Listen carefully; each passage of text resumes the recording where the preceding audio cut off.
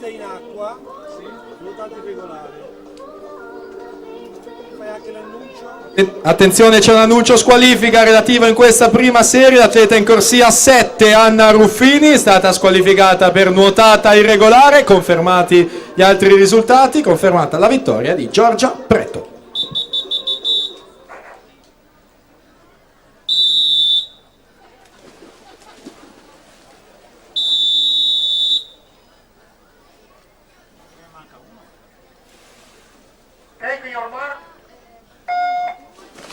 Cipi assente.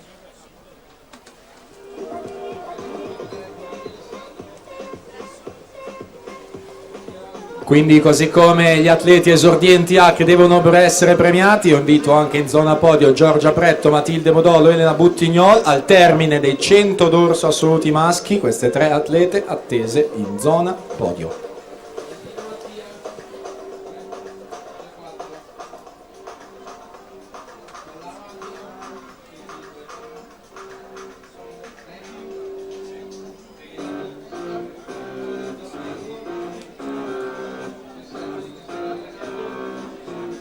Non è che piace musica, mio caro.